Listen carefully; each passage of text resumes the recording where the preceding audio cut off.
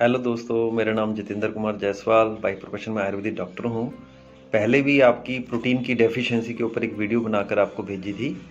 अब फिर कुछ लोगों के कुछ क्वेश्चंस आए हैं, इसके लिए मैं इसकी एक डिटेल में वीडियो आपको बनाकर भेज रहा हूँ। प्रोटीन की डेफिशिएंसी हमारे को कौन कौन सी बीमारियों को डाल देती है, इसके लिए हम थोड़ा सा इसमें बताएंगे कि प्रोटीन हमारे शरीर का बेसिक इंग्रेडिएंट्स है। इसकी वीकनेस से हमारे जो सिस्टम्स होते हैं, हमारे ऑर्गन्स होते हैं, पहले ऑर्गन्स ढीले पड़ते हैं और ऑर्गन ढीले होने के बाद सिस्टम ढीले पड़ जाते हैं और फिर धीरे धीरे करके बीमारियां बन जाती हैं। कौन कौन सी बीमारियां बन जाती हैं प्रोटीन की कम होने की वजह से? हाई बीपी हो जाता है, शुगर हो जाती है, थायराइड की प्रॉब्लम आ जाती है, किसी भी प्रकार का बार बार इन्फेक्शन आ रहा हो उसका आता है, एलर्जी के आते हैं। पुरुषों के सेक्सुअल रोग भी इससे पैदा हो जाते हैं। स्त्रियों के भी सेक्सुअल रोग भी कई तरह के पैदा हो जाते हैं। पीरियड्स ना सही आना, पीरियड्स को सही न करना, उनको कंसीव ना कर पाना, और भी कई तरह के लिकोरिया हो जाना, तो ये सब प्रॉब्लम्स आती हैं। इसके अलावा जुकाम है, खांसी है, बार बार हो जाना, टीबी की प्रॉब्लम हो जानी, गैस की प्रॉब्लम हो जानी, ज़्यादा कॉन्स्टिपेशन की प्रॉब्लम हो जानी, ये सारी बीमारी हो जाती हैं। और सबसे बड़ी जो प्रॉब्लम्स होती हैं प्रोटीन की कमी की वजह से, वो है हार्मोन्स की प्रॉब्लम भी हो जाती है।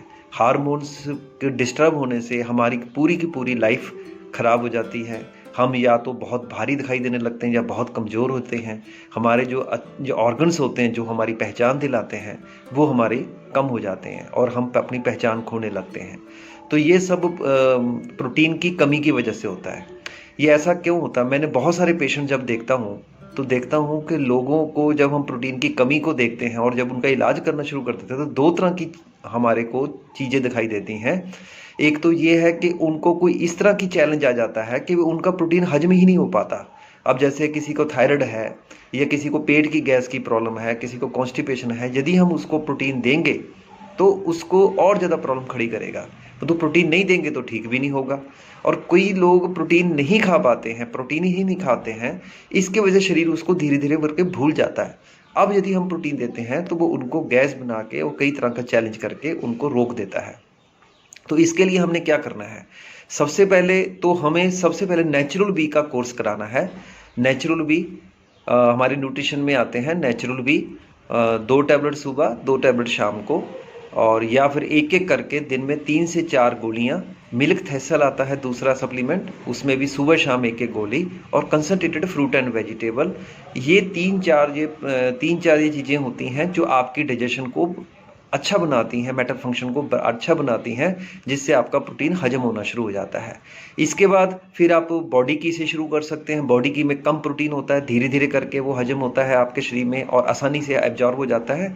फिर जब आपका बॉडी की में कोई प्रॉब्लम ना हो तो फिर आप धीरे धीरे करके उसमें प्रोटीन डालना शुरू कर दें या प्रोटीन को थोड़ा थोड़ा करके लेना शुरू कर दें। और डाइट में आप अपने डाइट में फैट और कार्बोहाइड्रेट को जहाँ तक हो सके कम से कम कर दें, क्योंकि आपकी प्रोटीन की सप्लीमेंटेशन उसकी वजह से डाउन हो सकती है। आप तला हुआ, डीप फ्राई चीज़ें, इस प्रकार की चीज़ें मत खाएं। ज़्यादा मीठा ना खाएं, ज़्यादा मसालेदार चीज़ें ना खाएं। सबसे प्रॉपरली डाइट लें, अपना ब्रेकफास्ट लें, लंच लें, डिनर लें, खाने से 2 घंटे पहले फ्रूट खाएं, थोड़ा थोड़ा करके पानी लें। एक्सरसाइज को बढ़ा दें। एक्सरसाइज जो होती है प्रोटीन के डाइजेशन में हेल्प करती है। और रेस्ट को भी सही यूज करें, तो आप इसमें धीरे धीरे करके प्रोटीन को हजम होने लगता है। और जब आपका 5 ग्राम से लेकर 20 ग्राम तक प्रोटीन हजम होने लगे, तो अब आप समझो कि आप प्रोटीन की डेफिशिएंसी होने वाली जो अभी आपको बहुत सारी बीमारियां बताई हैं, उनसे आप बच सकते हो। Thank you.